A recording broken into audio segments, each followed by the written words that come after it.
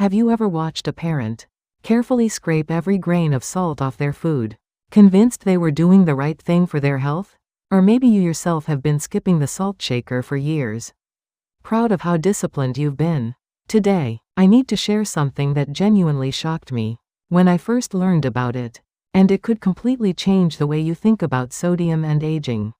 Here's the truth that mainstream health messaging has been slow to acknowledge. For adults over 60, going too low on sodium can be just as dangerous as going too high. And a growing body of research is now making this case in numbers that are impossible to ignore. Before we dive in, one important note. Everything I share today is for informational purposes only. Always consult your own physician before making changes to your diet, especially if you have high blood pressure, kidney disease, or heart failure. So what exactly are we talking about? The condition is called hyponatremia, a state where sodium levels in your blood drop below the normal range. And it is shockingly common among seniors. Studies show that between 15 and 30% of hospitalized older adults have hyponatremia. That's nearly 1 in 3 people. What makes this even more alarming is that the symptoms are easy to dismiss. Fatigue, dizziness, mild confusion, headaches. Most seniors and their families chalk these up to normal aging. And that delay in recognition is exactly what makes this condition so dangerous. Here's the statistic that truly stunned researchers. Seniors with hyponatremia have approximately 2.5 times higher mortality after a fall compared to those with normal sodium levels. And in another study, even mild, symptomless hyponatremia was linked to a 67-fold increase in fall risk. 67 times. That is not a typo. Why does low sodium cause falls? Because sodium is far more than a seasoning. It is the electrical backbone of your nervous system. Every signal your brain sends to your muscles, every step you take, every moment of balance and coordination relies on sodium to function. When sodium drops, the brain literally swells with excess fluid.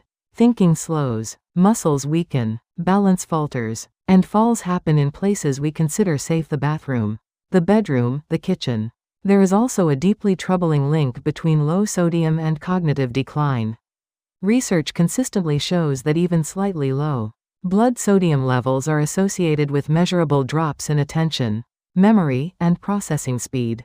Some studies point to connections with increased dementia risk. If an older adult seems increasingly forgetful or confused, a simple blood test to check sodium levels is absolutely worth asking for. Now here is the nuance that matters. Hyponatremia is not always caused by simply eating less salt. Often, the real culprit is excess fluid in the body, diluting the sodium that is already there. Common triggers include drinking too much water, taking diuretic blood pressure medications, using certain antidepressants, or having conditions like heart failure or liver disease. However, severely restrictive low-sodium diets, especially in seniors who are already eating less overall, absolutely worsen the risk. That combination of eating less and salting nothing is a hidden danger. So what should seniors actually do? The answer is not to start salting everything freely. The answer is balance and individualized assessment. Several recent large-scale studies have questioned whether restricting sodium below 1,500 milligrams per day is appropriate or even safe for older adults.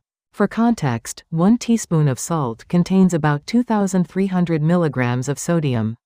For Korean seniors specifically, traditional foods like doenjang soup, kimchi, and fermented vegetables offer sodium alongside probiotics, fiber, and important nutrients. The goal is not to eliminate these foods, but to consume them in moderate, balanced amounts, not overly salty, but not stripped of flavor entirely either.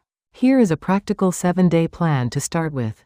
On days 1 and 2, take stock. Have you been experiencing unusual fatigue, dizziness, or muscle cramps? Write it down. Review your current medications and ask your doctor or pharmacist whether any could affect sodium levels. On days 3 and 4, review your meals. Are you eating 3 balanced meals a day? Include small amounts of naturally sodium-containing foods. A bowl of miso-style soup, a serving of fermented vegetables. On day 5, check your water intake. Drinking more than 2 liters a day without medical guidance can dilute your sodium. Thirst is your best guide. On day 6, share this information with family. An isolated senior eating very little, very bland food is at real risk. Check in. On day 7, book a basic blood test. A sodium level check is part of a standard blood panel and takes minutes. Some important cautions. If your doctor has prescribed a strict, low sodium diet for a specific medical condition, do not change your diet based on this video alone. Hyponatremia has multiple causes and requires individualized medical evaluation. These recommendations are for general awareness, not personal treatment. The good news is that when caught early, hyponatremia is entirely treatable. Simple adjustments to diet and fluid intake or medication review can restore normal sodium levels quickly. The danger lies in ignoring it for too long. Today's key message is this: salt is not the enemy. For seniors, the silent danger of too little sodium deserves just as much attention as the well-known risk of too much. A balanced approach, guided by regular checkups, is the smartest path to a healthier, safer life as we age. If this video helped you or someone you care about, please like, subscribe, and share it with a family member. Your questions and experiences are always welcome in the comments below. See you in the next one.